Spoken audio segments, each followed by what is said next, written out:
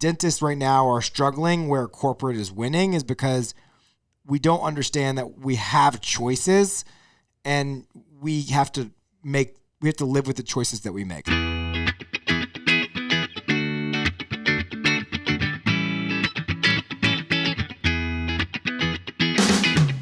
Welcome back to the Millennial Dentist Podcast, a podcast all about working smarter, not harder. Pushing dentists to go beyond dental school dentistry and build the practice of your dreams. Here is your host, the Millennial Dentist himself, Dr. Sully Sullivan. What is up? Welcome back, everybody, to the Millennial Dentist Podcast 2026. Let's go. I hope y'all are doing great. Oh my gosh. I cannot believe it's 2026. I had so much good intention of recording a couple episodes at the end of the year, and then, well, life happened. But seriously, it's great to be back. Exciting episode today. What we're going to dive into is I want to share an experience from one of our mastermind docs.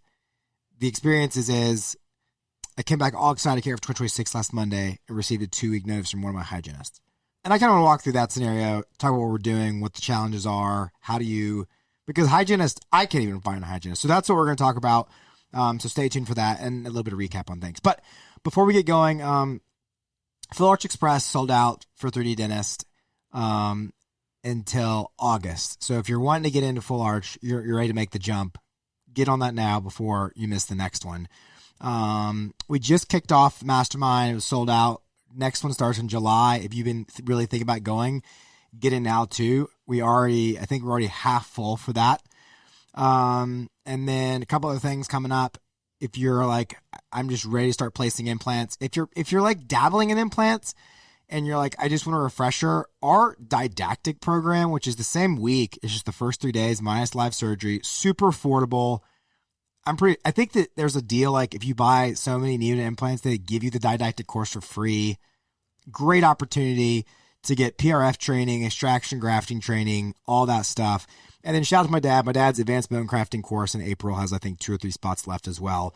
If you're looking to do lateral windows, sinus bumps, immediate extractions, GBR, all that stuff. So anyways, that's my sales spiel, but we'd love to support you at 3D, obviously. And thanks for listening to the podcast. Now, okay.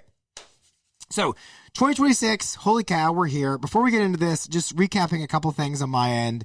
2025 was great. Somehow we found a way to hit a record year. I'm blown away, grateful for my team, docs. It was just, yeah, it's crazy. I think one of the cool things that I did that I'm proud of is in October, we were on pace to basically do the same as we did last year. Full transparency, we did 7.6 last year, and I really wanted to get 8. I mean, that's a pretty cool goal. One location, I wanted to get 8 million. And so we set a goal that if we got to 8 million, I would take our entire team to Orlando for the 3D Dentist Growth Summit, which is, I didn't even mention that in my sales pitch earlier. But yeah, 3D Dentist Growth Summit is at Orlando Universal Studios. All the tickets come with a pass to Islands Adventure and Universal Studios. And so I told him if we got there, we'd take the whole team. So yeah, miraculously, somehow, I don't even know how we did it. In 2 months, they covered the gap and got ahead, and we ended up doing 8.2. So it's just crazy. And so I tell you that story just because when you get intentional about putting targets in front of your team members, whether it's a global target like that or whether it's a individual targets, people rise to the occasion. And so you really got to take that into account and consider that. My big takeaway there too is that needs to be on some level of like a timeline. And the reason I say that is you like, if I'm like, hey, let's do 8.5 this year, the goal is too far away. It's not going to have any effect.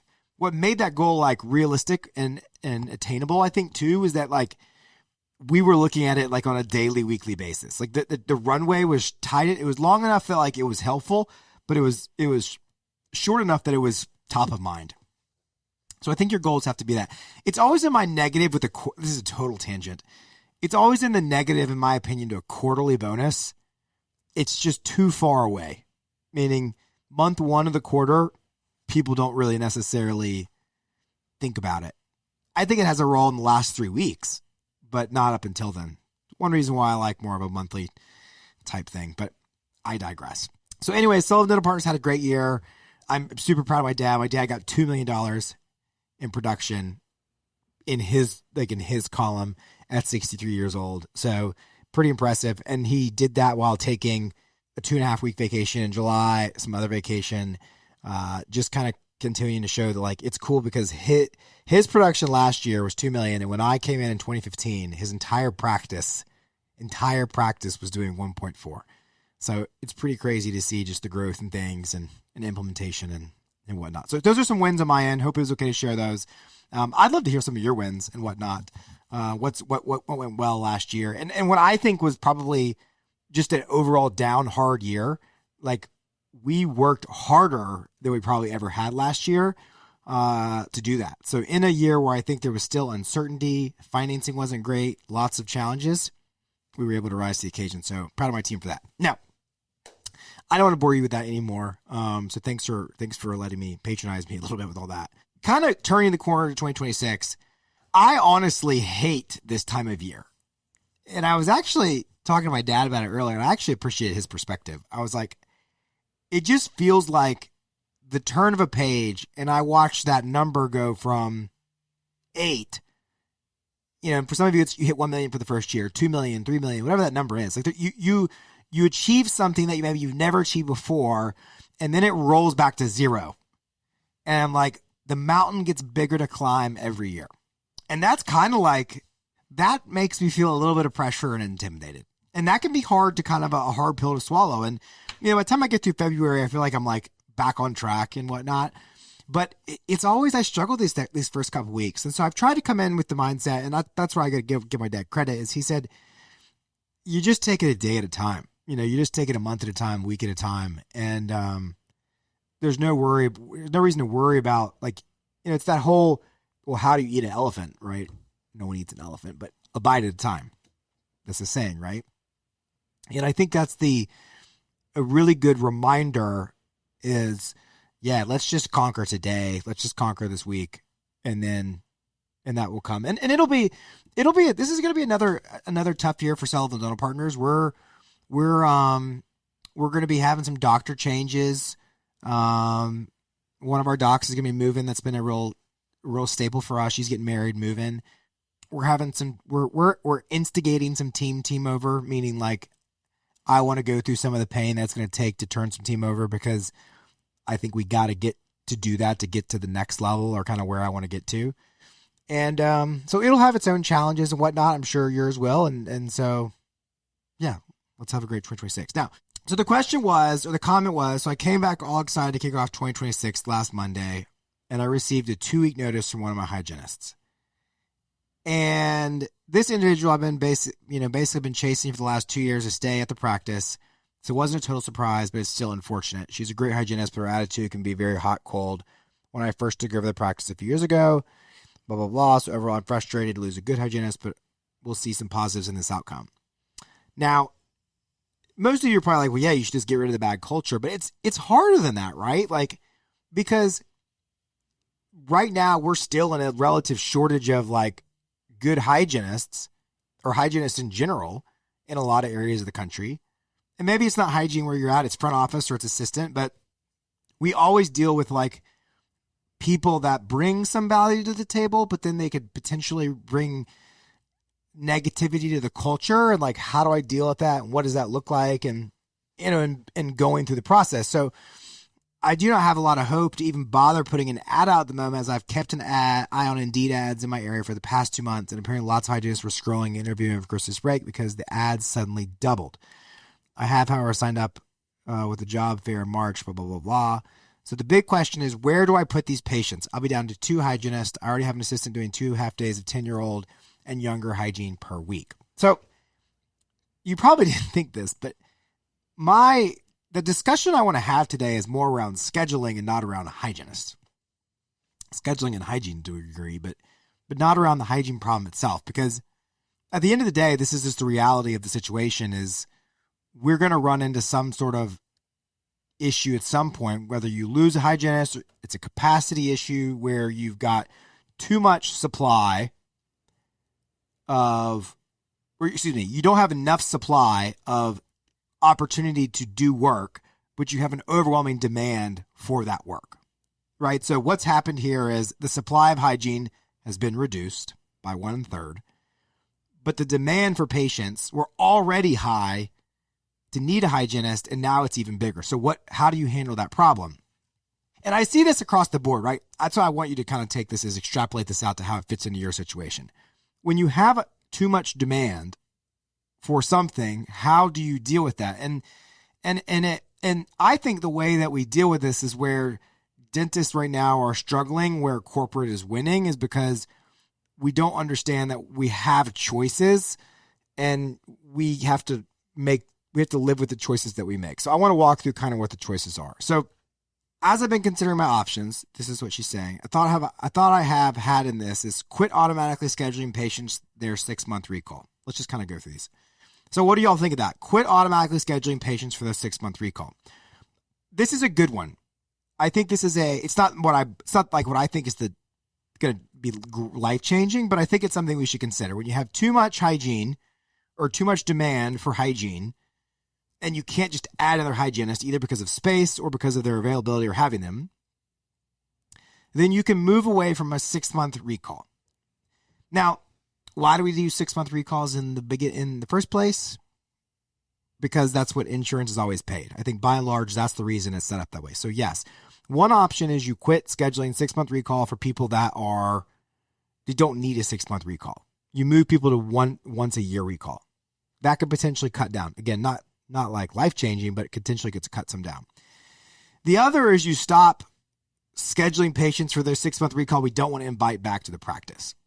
I think this is a great one as well because we've been, as I like to say at Sullivan Dental Partners, we're patient-centric, but we're family first. There's a lot of patients who, if we didn't invite them back, our family would be happier. And so we've got to start considering that, and this can be a good time to do it. Instead of just automatically focusing on this, I got to reappoint. It's where I think some of these numbers can be misleading, is I would rather have a drop my reappointment percentage if I know I'm getting rid of people that aren't good for the practice culture and whatnot. So those are two options. Then she says, our hygiene schedule from Monday 4:30 to Tuesday. Our hygiene schedule from Monday 4:30 p.m. to Tuesday 8 a.m. looks so drastically different on a day-to-day, and my front team spends their days chasing their tail to fill all the hygiene gaps. I thought, is there a system out there where 1 month before patients are due, they receive an email with a link to schedule their hygiene on a first-come, first-served basis, and/or are they encouraged to call to schedule this by email or text?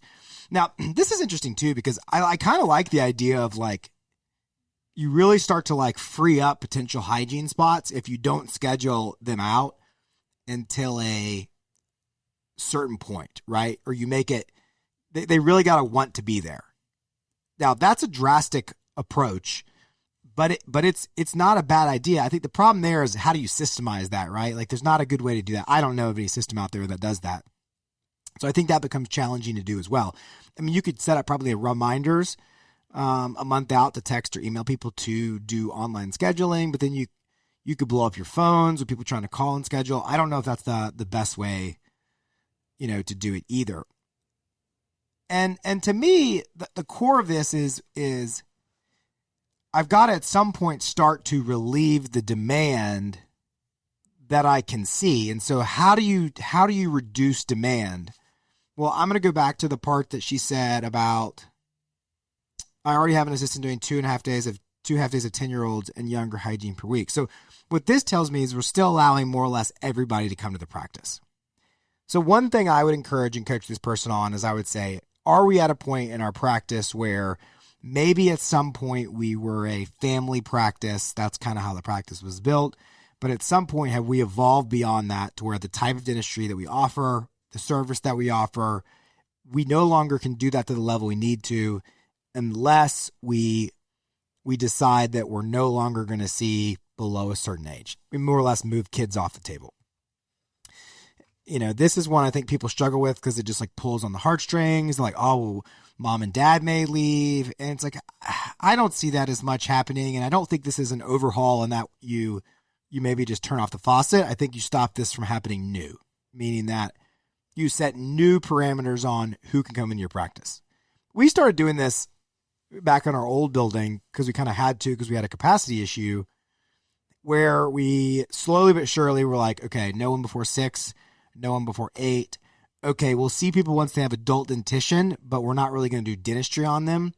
Like if they're healthy and clean and we can just get them cleaned and that's it, they can come with mom and dad. But if not, then they need to go to the pediatric dentist and whatnot. And because the whole resounding important thing to note here is that when you say yes to something, you are saying no to something else.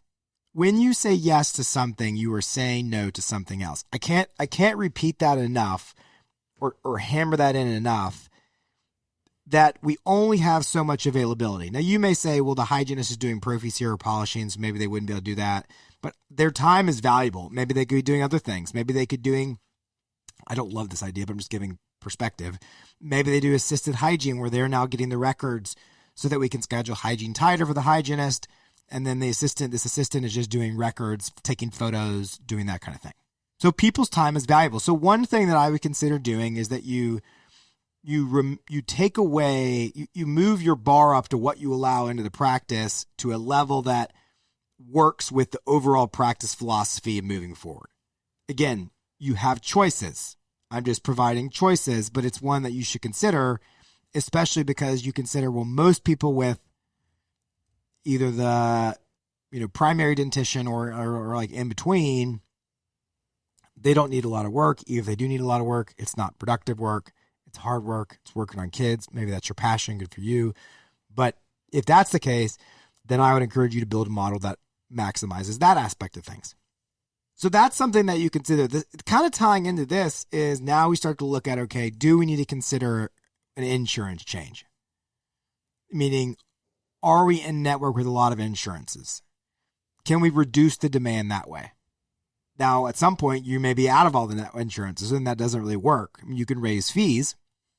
One thing to consider is a pre-appointment fee.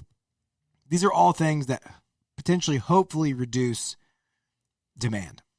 And going back to like the 6-month recall where people are like, because she says, to me, the schedule will look like one thing on Monday afternoon when the day is over, but then it looks different Tuesday morning.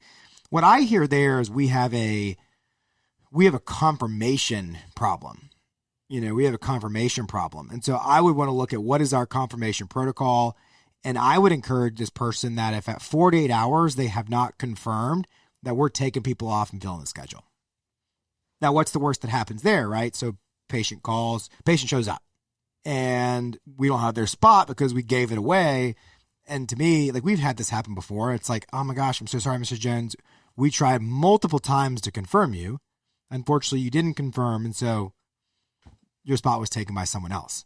Here, Mrs. Jones, is all the areas where we texted you and called you, and you didn't respond. And it trains people that they need to confirm their appointments and whatnot. So, because to me, it's silly if I'm going to keep someone on the schedule up until a certain point, knowing they haven't confirmed and knowing there's a high likelihood that they don't show up. And I have these valuable spots. And so this whole supply and demand issue, especially in hygiene, is really about something negative happened. We've lost a hygienist. It's created a problem. I don't want that problem then to me to have to absorb that problem. Unfortunately, it's going to have an impact on everybody. And what I mean by that is, for instance, one thing that could kill a practice like this is if they don't block for new patients, they start cramming all those recare from that third hygienist into those new patient blocks, or they just push out new patients even more, and you just basically cut off the lifeblood of the new patient growth. It's the worst thing you could do. So we've got to hold those new patient slots, despite the fact that now we have a even larger demand issue for hygiene. And I really think that this is one of those situations that at some point everybody has to deal with, because whether it's someone quits and they leave, whether it's you fire somebody and now you have to wait till you get somebody, or whether you just grow into the building and now you have all the seats are full, but there's still patients coming in, at some point you have to priority schedule. And priority scheduling is probably one of the number one things that has been life-changing to our practice, in that we don't just allow whatever to get on our schedule whenever. We have saved, reserved, prioritized space for specific treatment, and we will hold that space despite all the things that tell us to close the space, or all the people that want to get. And so, like, for instance, that could look like a new patient in hygiene. Next Tuesday, we have a new patient in hygiene availability. Mrs. Jones, recare patient calls, we're booked 9 months out. I can't compromise the potential for that new patient to go there because Mrs. Jones is, and move her in. That's hard. That's super hard for the front office. That's super hard in general, but like, that is the leadership that it takes in priority scheduling to truly hold the line and make progress. We see this on the doctor side all the time, right? Like, you've got to prioritize space and you got to be willing to hold it. I'll give an example today. My dad's day tomorrow is wide open. It's supposed to be a big case. Wide open. Now, you can't do this if you're not driving some level of dentistry there, meaning like we're spending money on marketing, so I have to preface that.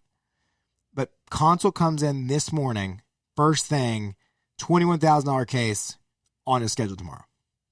That takes unbelievable leadership to leave a day open like that and go into the day before with it could not fill. And then, but the flip side is if he didn't do that, it would get filled with so much just small little crap, dinky things that ultimately have him on a hamster wheel all day that aren't actually even productive. And I'm not advocating that we do this as a day, but I am saying that like it's realistic that you hold a 3-hour chunk of time, maybe a 4-hour chunk of time, and that you prioritize these slots on your schedule, even if it's 1 or 2 a week, and then you hold them and you live in a little bit of like schedule anxiety in that I'm booked out 3 to 4 weeks or 5 or 6 weeks for most things, but 6 days from now, I have a 3-hour chunk of time that's still on the schedule. Knowing that you're going in and you're diagnosing things that wouldn't fit in that thing that are just going to skip over that spot and go somewhere else. But the intentionality behind it then means that you go into hygiene checks differently, you go into limiteds differently. You're more encouraging to patients to get their dentistry done in fewer visits so that it takes up a chunk of time. And then your team members are intentionally looking for the right treatment to fit in that block versus just putting whatever will get there. My encouragement in these situations is I go back to Remember the Titans. Maybe not. Maybe it's Lord of the Rings. I don't know. There's this like saying that's hold the line, right? I don't know what it is. But it's like the idea is that when times get tough, we're going to band together and we're going to hold the line. I don't remember if it was the line of scrimmage. Like it sounds like kind of like the line of scrimmage in Remember the Titans, like they're like hold the line. But then it also kind of sounds like that in Lord of the Rings, like hold the line, like the army of the bad guys are like coming across and like we're going to band together.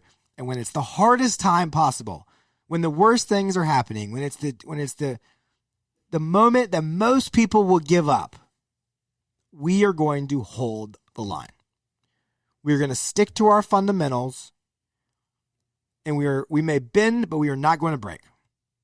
That to me is like the examples of true leadership. And I see too many times people in this situation, they just let all their fundamentals go, and it puts them back in the hamster wheel of busyness. And so what I'm advocating in this situation is that you hold the line, that you hold your new patient blocks, despite that I know you could fill them all up super fast with recare, that you maintain the systems in which way you do things. And then I think you got to take a significant internal look at your confirmation process and your reappointment process. I bet if you were to ask hygienists, like, hey, did you if we could go back 6 months, would you probably have known that if you reappointed that person, there was a high likelihood they would cancel or not show up? I bet you they probably know. But again, the problem is we've ingrained in our people reappointment. So, gosh, they're going to reappoint somebody just so you don't get mad at them. That conversation could look something like this. All right, Mrs. Jones, we're going to go and get you scheduled for your 6 months. cleaning. Yeah, well, I don't really know exactly what I'll be doing around then. Hey, no problem. Let's just go ahead and get something in the books. And if you need to cancel or change, you can. Like, how about self-sabotage? Like, that's like self-sabotage 101.